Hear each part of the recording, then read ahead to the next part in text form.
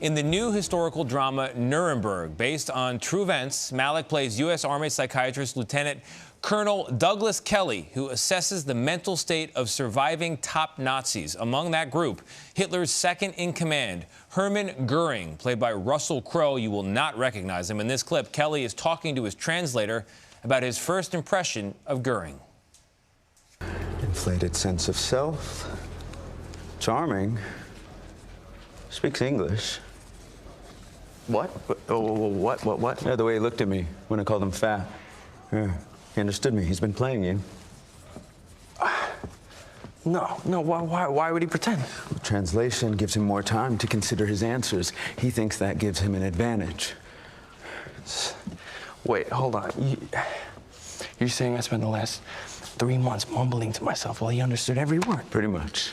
First on CBS Mornings, Rami Malek joins us now. So great to have you here. It's a pleasure to be with you all. This is a thrilling and important movie. Would you say it was like a film out of the 90s? It was like classic. It was like a big movie that sucks you in from the beginning. I was just like, I was watching it last night, and at one point I had to do some stuff with my family, but I couldn't wait to get back to my room to finish watching it. It was You're like, feed yourself, kids.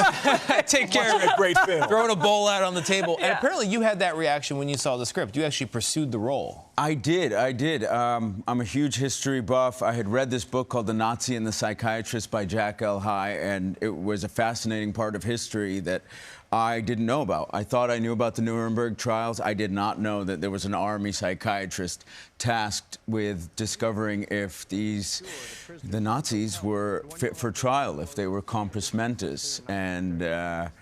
And I played Douglas Kelley, who's quite a charming, disarming psychiatrist. And I guess you need to be quite charming when your entire roster is the Nazi high command. Yeah. It's incredible to see how your character is able to break into the wall, really, that these men built, these Nazis.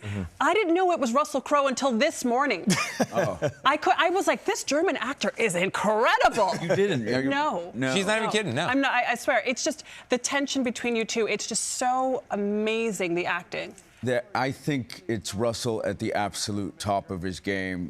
Walked in day one. I didn't know what to expect, and he was very, very gracious. After the first take, he told me it was nice of him. He didn't have to. He said, "You're bringing more to this role than I had expected," and we just kept challenging each other, and we were in such close quarters. These cells, usually on a film set, you'll move a wall out of the way to bring a camera in. Yeah. We didn't do that. We wanted this kind of suffocating atmosphere.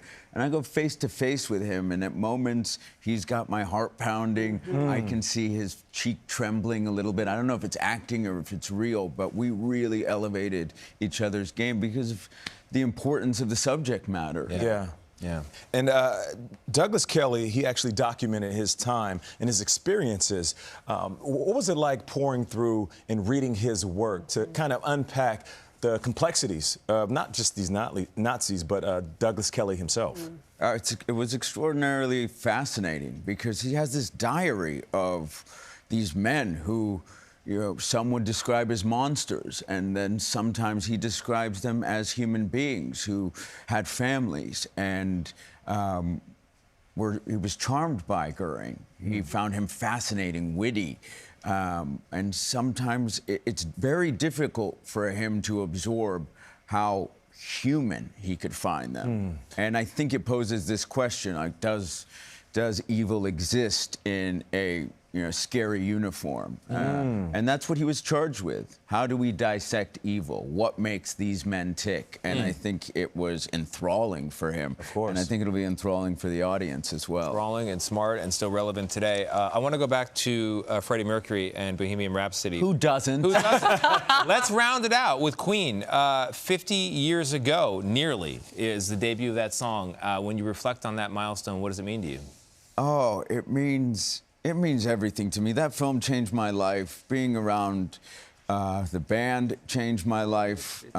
There's not a moment that passes walking through the streets of New York, London, any city I'm in where it elicits a smile from human beings. Yeah. And it just shows you the power of art, cinema, of course, but music. it moves us. I mean, that song especially. Yeah. I think everyone can get together, galvanizes people. You want to sing to it, and you want to smile. It's life affirming. Yeah. Wow. And it makes me feel that way. I'm glad it does you and everyone out there. Picking up on a recommendation from our Vlad Duthier, you have a film called The Amateur, in which it's an action film where you don't fire a gun and yet you're the hero, and it works out. And you in said the end. that you produced that? I did produce that, yes. Amazing work. Producing, directing's next. Directing's next. I'm going to try it all out. all right. Are you teasing something? And then journalism, perhaps. We got room for you, Rami Malek. I don't know about it. Great to have you, Rami. Thank you very much. I appreciate it. Nuremberg opens in theaters this Friday. It's terrific. Check it out. Thank you so much.